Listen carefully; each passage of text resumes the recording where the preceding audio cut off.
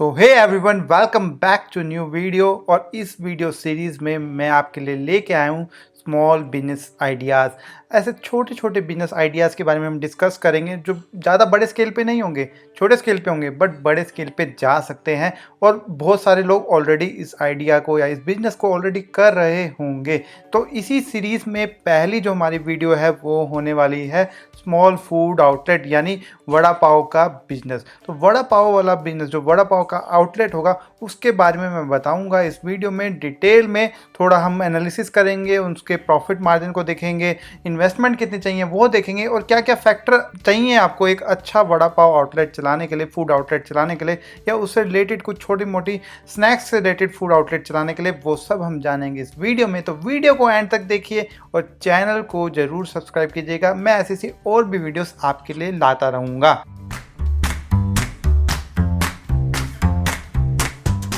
तो चलते हैं वीडियो की तरफ। तो वीडियो में बात करने वाले हैं वड़ा पाव बिजनेस के बारे में। तो सबसे पहले तो इसके जो कुछ मेजर फैक्टर्स हैं ना, क्यों मैं इस पर फोकस कर रहा हूँ। एक तो वो बहुत कम कॉस्ट पे शुरू हो सकता है, ज़्यादा कॉस्ट नहीं लगती, पॉपुलर बहुत है, ये मुंबई का बहुत फेमस फूड है। ऑल्दो मुंबई में ये इतना नहीं चल पाएगा क्योंकि मुंबई में ऑलरेडी बहुत कंपटीशन है। मतलब अगर आपको लार्ज स्केल पर चलाना है तो आपको एक्सेप्शनली वेल होना पड़ेगा, या आपको बहुत सारी इन्वेस्टमेंट चाहिएगी। नॉर्थ इंडिया या सेंट्रल इंडिया में ये काफ़ी ज़्यादा चल पाएगा क्योंकि यहाँ पे कंपटीशन कम रहेगा, इतना नहीं चलता। बट लोग खाने वाले तो बहुत हैं वड़ा पाव, और प्रॉफिटेबल भी अच्छा खासा है। अगर छोटे स्केल पे भी शुरू करेंगे तो ऐसा नहीं रहेगा कि आप बहुत ही लॉस में जा रहे हैं, थोड़ा प्रॉफिटेबल तो रहेगा, चाहे आप एक ही आउटलेट से क्यों ना शुरू कर रहे हो। तो चलते हैं और भी कुछ फैक्टर्स पे नज़र डालते हैं। तो सबसे बड़ा जो इस चलने का, बिजनेस चलने पे जो बहुत बड़े फैक्टर्स हैं वो है टेस्ट। सबसे पहले आपका टेस्ट अच्छा होना चाहिए। टेस्ट अच्छा नहीं हो तो दुनिया में कोई भी फूड या कोई भी रेस्टोरेंट नहीं चल पाएगा। टेस्ट अच्छा होएगा तभी चल पाएगा।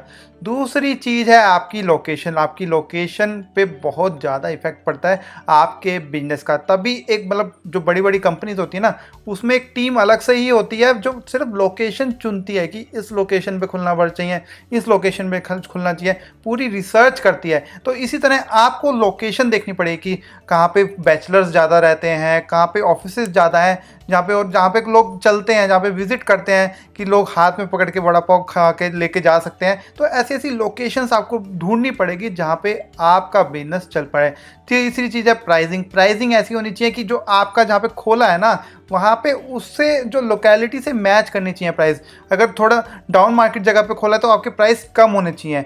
अप मार्केट जगह पे खोलना चाहिए, तो अगर आप जो प्राइस कम रखोगे ना तो अप मार्केट लोकेशन पे आपका बिकेगा नहीं, क्योंकि लोग सोचेंगे अच्छी चीज़ नहीं होगी तभी सस्ता बेच रहा है। तो जैसे जैसे मार्केट, जैसे जैसे लोकेलिटी अपवर्ड जाती रहेगी, आपके प्राइस भी उसी को मैच करना चाहिए। उसके बाद आता है मेन्यू। आपके ऐसा होना चाहिए कि आपको, मतलब कि लिमिटेड स्नैक्स रखने हैं, लिमिटेड चीज़ें रखनी है, और वो सारी चीज़ें आपकी क्वालिटी वाइज बहुत अच्छी होनी चाहिए। और पांचवी चीज़ है मार्केटिंग। मार्केटिंग के भी बहुत ही इम्पैक्ट पड़ता है। अगर आप छोटा बिजनेस आउटलेट चला रहे हैं या फूड आउटलेट चला रहे हैं छोटा छोटा, तो जो लोकल एरिया में जो मार्केटिंग करोगे ना, उसकी बहुत ज़्यादा अहमियत है अगर आप एक फूड आउटलेट खोल रहे हैं।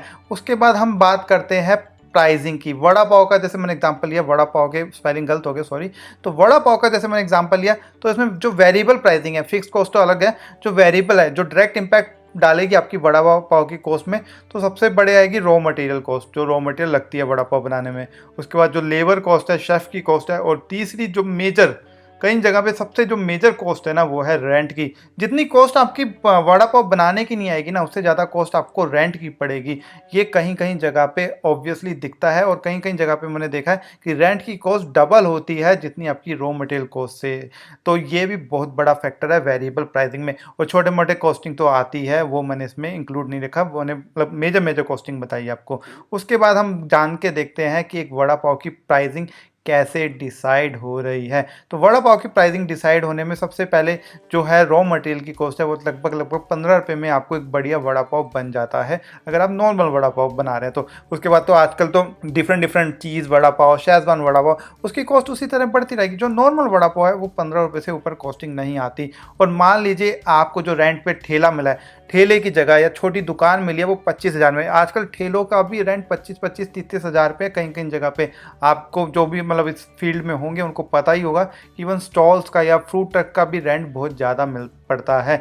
तो एक तो आपको रेंट हो गया 25,000 के लगभग, अगर आपको रेंट दे रहे हैं एक दुकान जगह का, और आप डेली सिर्फ 100 वड़ा पाव बेच पा रहे हैं, मतलब मिनिमम क्वांटिटी रखिए। मैं 100 का एग्जांपल ले रहा हूँ ताकि मैं बाइफिकेट कर सकूँ कॉस्ट में और डेली क्वांटिटी में। तो डेली क्वांटिटी अगर 25 दिन भी खुलता है तो 2500 आपके महीने में वड़ा पाव बिकते हैं और रेंट 25,000 है। तो 10 रुपये की रेंट की कॉस्ट जड़ गई आपकी वड़ा पाव में। तो आपको टोटल जो कॉस्ट पड़ गई वड़ा पाव की वो पड़ गई 25। तो मतलब कि अगर कॉस्ट है 15 रुपये और 10 रुपये मैंने रेंट के जोड़ लिए तो 25 रुपये की पड़ गई। अगर आप 35 रुपये का एक वड़ा पाव बेचते हैं तो आपको 10 रुपये वड़ा पाव बचता है, तो जो आपको 25,000 रुपये मंथली आपकी इनकम हो गई। और इसमें कॉस्ट में जो मैंने इंक्लूड किया ना, सिर्फ एक शेफ़ की कॉस्ट इंक्लूड किया है। अगर आपको ज़्यादा बंदे, एक से ज़्यादा बंदों की चाहिए होंगे आपको अपने आउटलेट चलाने के लिए, तो उसकी कॉस्ट भी ऐड होगी।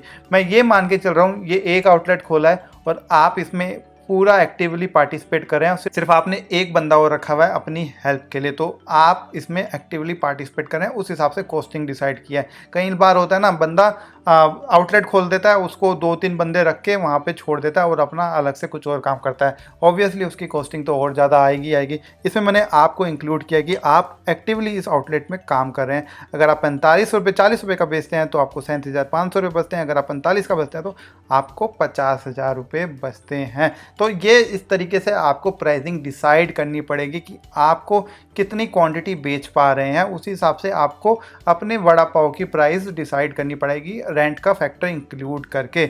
उसके बाद अगर आप 50,000 रेंट देते हैं तो अगर 35 रुपये का बेचते हैं तो आपको कॉस्ट ही 35 की बचते हैं, तो 0 रुपये मिल रहे हैं।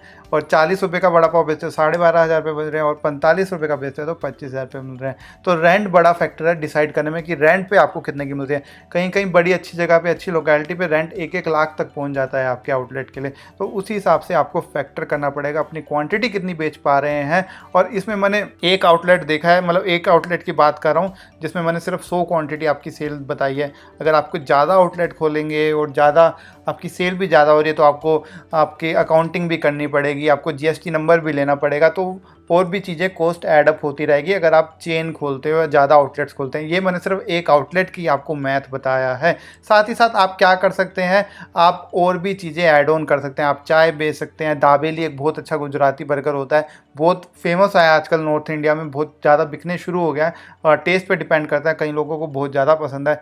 सॉफ्ट ड्रिंक्स भी बेच सकते हैं। तो मतलब सपोज करें 25% लोगों ने चाय भी खरीदी, 25% लोगों ने दाबेली भी खरीदी। तो इसी तरीके से आप मिक्स एंड मैच करके थोड़ा मेन्यू बनाइए। ये नहीं है कि आप सब कुछ ही भर दिया मेन्यू में, और बनाने वालों के लिए जगह ज़्यादा चाहिए, ज़्यादा इक्विपमेंट चाहिए और ज़्यादा सब, ये तो ज़रूरी नहीं है कि सारी चीज़ें आपकी बिक पाएगी। तो इसी के छोटा मेन्यू रखिए और अब मेन्यू में क्वालिटी ज़रूर रखिए। उसके बाद आप स्विगी जोमेटो पे भी ऑनलाइन डिलीवरी कर सकते हैं।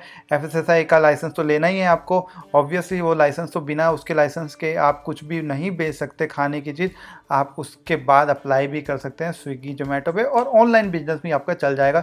थोड़ा नहीं, चाहे कम ऑर्डर्स आ जाए तो आपको क्या है, कोई ऐसी कॉस्ट तो नहीं पड़ रही ना उसमें। कम ऑर्डर लीजिए, कम मतलब बेच दीजिए, पर एड ऑन आपकी सेल्स बढ़ जाएगी उससे। इसके बाद आप सोच रहे हैं खोलने की, तो एक थोड़ा की पॉइंट्स देख लेते हैं कि क्या क्या आपको और माइंड में रखना है। तो सबसे बड़ा मैंने आपको पहले ही बताया, लिमिटेड मेन्यू रखना है, क्वालिटी मेन्यू रखना है कि आप ऐसी चीज़ रखोगे ना कि जो आपको भी नहीं पसंद है और आप मेन्यू में रख दोगे। सपोज करें कोई आपकी दुकान पे ट्राई करने के लिए आया और उसने वही चीज़ खाई जो आपकी मतलब मेन्यू में अच्छी नहीं थी, तो वो आपकी बाकी चीज़ें भी नहीं खाएगा। तो ऐसा मेन्यू रखें, लिमिटेड रखें और अच्छा टेस्ट, अच्छी क्वालिटी होनी चाहिए। हाइजीन सभी आज का प्रेफर करते हैं, हाइजीन ज़रूर होनी चाहिए आपके, चाहे इवन स्टॉल खोल रहे हो या आप कोई दुकान भी खोल रहे हो, हाइजीन का पूरा ध्यान रखना है। लोकल मार्केटिंग आपको अच्छी करनी पड़ेगी, लोकल एरिया में आसपास के लोगों में अवेयरनेस फैलानी पड़ेगी। देखो हमारा आउटलेट है इतना बढ़िया, हम वड़ा पाव बनाते हैं, और वर्ड ऑफ माउथ तो पब्लिसिटी सबसे बेस्ट है। अगर आपका टेस्ट ही अच्छा है तो लोकल मार्केटिंग ऑब्वियसली अच्छी होगी। अपने एक्सपेंस लिमिटेड रखें, यूँ नहीं है कि एकदम से 3-4 जगह खोल दिया आपने, 5-6 जगह खोल दिया, एक एक करके चेन बढ़ाइए। अगर आपको पूरा कंट्रोल रखना है तो पहले एक चेन को सक्सेसफुल कीजिए, एक आउटलेट को सक्सेसफुल कीजिए, उसके बाद अलग अलग चेन बनाएं।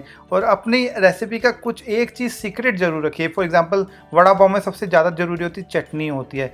चटनी, बाकी चीज़ें तो सबको पता है कि क्या है, ऑब्वियसली आराम से बन जाता है। जो चटनी होती है उसका सीक्रेट अपने पास रखें। कई बार कई जगह देखा है कि जो शेफ़ रखते हैं ना आपको, उसको आप पूरा सीक्रेट दे देते हैं और पता लगता है कि 2 दिन बाद वो अपना अलग से आउटलेट खोल के खड़ा हो गया है। तो सीक्रेट रखें, एक चीज़, एक रेसिपी की अपनी एक चीज़ ऐसी सीक्रेट रखें जो जिसका सिर्फ आपको पता हो। R&D जैसे मैंने बताया, रिसर्च ज़रूर कीजिए कौन सी लोकेशन पे कितना प्रॉफिट है, कहाँ पे खोल सकता हूँ। इसमें आपको बहुत टाइम लगने वाला है, आपको जा के विजिट करनी पड़ेगी। तो एकदम से आप अपना आउटलेट ना खोलिए, पहले R&D कीजिए अच्छे से, क्या क्या चीज़ बिक पाएगी, क्या क्या चीज़ कहाँ से सस्ती मिलती है, क्या क्या चीज़ कहाँ से टेस्टी मिलती है। फॉर एग्जांपल बन होता है वड़ा पाव का, बन की क्वालिटी पे भी बहुत फ़र्क पड़ता है कि अगर बन की क्वालिटी अच्छी होती है तो वड़ा पाव का टेस्ट बहुत ही ज़्यादा बढ़ जाता है। तो बन की ऐसे R&D आपको करनी पड़ेगी, कहाँ से क्या चीज़ क्या कब लेनी है, और ख़ुद को एक डेवलप कराना पड़ेगा कि खुद की मतलब कि आपको आना चाहिए। जो आप चीज़ बना रहे हो ना, जो बेच रहे हो, शेफ़ के भरोसे नहीं रहना है, आपको आना चाहिए वो चीज़। अगर शेफ़ चला गया तो आपका बिजनेस ठप पड़ जाएगा। तो आपको R&D ज़रूर करनी पड़ेगी। उसके बाद बात करते हैं फिक्स्ड इन्वेस्टमेंट की। आपको सबसे पहले जब भी रेंट पे कोई भी चीज़ लोगे, आपको सिक्योरिटी देनी पड़ती है कहीं भी जाइए।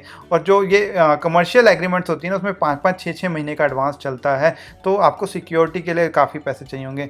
स्टॉल चाहिए आपको, अगर आप कहीं सड़क पे खोल रहे हैं, तो फूड ट्रक हो गया या स्टॉल हो गया, वो भी 1 से 2 लाख या 3 लाख का पड़ जाता है बड़े आराम से। और अगर आप कोई दुकान खोल रहे हैं, आउटलेट खोल रहे हैं, तो उसका भी इंटीरियर का खर्चा आ ही जाएगा, क्योंकि आपको भी ऑब्वियसली गंदा सा तो आप रखोगे नहीं। अगर कुछ आउटलेट अच्छा खोल रहे हैं तो उसका इंटीरियर का कॉस्ट भी आता है। फूड इक्विपमेंट्स जो खाना बना रहे हैं उसके लिए इक्विपमेंट्स भी चाहिए। ज़्यादा कॉस्टली नहीं आएंगे, बट इक्विपमेंट्स में एक्सपेंस तो लगता ही है। और इनिशियल मार्केटिंग में भी थोड़ा बहुत खर्चा आता है। फॉर एग्जांपल 1-2 दिन आप क्या करेंगे, फ्री में देंगे या थोड़ा सस्ते में देंगे, या शुरू में लोकल मार्केट में या लोकल उसमें पैम्फलेट बंटवाएंगे, अखबारों में पैम्फलेट बंटवाएंगे, या कहीं कहीं जगह कई बार क्या होता है, स्विगी पे हम मार्केटिंग करते हैं, जोमेटो पे मार्केटिंग करते हैं, ऑनलाइन मार्केटिंग करते हैं। तो मार्केटिंग में शुरू में थोड़ा खर्चा होएगा, वो आपको करना पड़ेगा, बिना उसके नहीं चल पाता अच्छे से। तो अगर शुरू में आप एकदम पुश करेंगे मार्केटिंग का, तो आपका फुटफॉल थोड़ा बढ़ेगा और थोड़ा सा आपको अर्निंग भी हो जाएगी। क्योंकि क्या होगा ना, जैसे शुरू में आपने खोला, किसी को नहीं पता आपका है, तो शुरू में यूँ नहीं है कि जो मैंने 100 क्वांटिटी बोली शुरू में बिकनी शुरू हो जाएगी। ऑब्वियसली शुरू में 1-2 खाएगा, फिर 2-3 और खाएंगे, तो ये थोड़ा स्लो पेस हो जाता है। आपको पहले महीने तो हैंड टू माउथ ही रहेगा, या हैंड टू माउथ भी होना बड़ा मुश्किल है। तो आपको अगर एकदम से पेस पकड़नी है तो मार्केटिंग तो चाहिए ही चाहिए। उसके बाद अगली चीज़ें देखते हैं, कुछ एग्जाम्पल देखते हैं। फॉर एग्जाम्पल चायोज़ हो गया, गोली वड़ा पाव एक बहुत फेमस एग्जाम्पल है वड़ा पाव का। उन्होंने भी ऐसे ही किया था, एक छोटी मोटी शुरू में चेन खोली, फिर उसके बाद उन्होंने सीरीज ऑफ चेन खोली, और उनके पास सिर्फ वड़ा पाव एंड थोड़े थोड़े अदर स्नैक्स मिलते हैं। तो उसकी भी एक आप एग्जाम्पल दे सकते हैं। आप सर्च कर सकते हैं गोली वड़ा पाव के बारे में, तो आप उससे भी सीख सकते हैं। चाय पॉइंट हो गया, चाय पॉइंट भी इसी तरह से एक छोटे मोटे आउटलेट से खुला था, उसके बाद धीरे धीरे वो बढ़ते गए। तो ये थे कुछ एग्जाम्पल। ऑब्वियसली ये मैंने आपको सिर्फ बेसिक बताया, इससे भी इसमें भी वो और भी चीज़ें होती हैं जो आपको कंसीडर करनी पड़ेगी कोई भी फूड आउटलेट खोलने के लिए या वड़ा पाव आउटलेट खोलने के लिए। तो आप उसको कंसीडर जरूर कीजिए। ये मेरा बेसिक वीडियो थी जिसमें आप मोटा मोटा आपको बताया है कि अगर आप कोई खोलने की सोच रहे हैं तो आपको क्या क्या चीज़ें का ध्यान रखना चाहिए। आई होप आपके लिए कुछ तो इन्फॉर्मेटिव रहा होगा इस वीडियो में। अगर आपको ऐसी और भी वीडियो देखनी है तो लाइक कीजिए, नीचे कमेंट कीजिए, और कौन से छोटे बिजनेस के बारे में आप एक वीडियो चाहते हैं उसके बारे में आपको मैं वीडियो जरूर दूंगा। मेरे चैनल को जरूर सब्सक्राइब कीजिए, साथ ही साथ अपने दोस्तों के साथ शेयर भी कीजिए। मैं मिलता हूं आपको अगली वीडियो में, तब तक के लिए bye bye, signing off for the day, take care.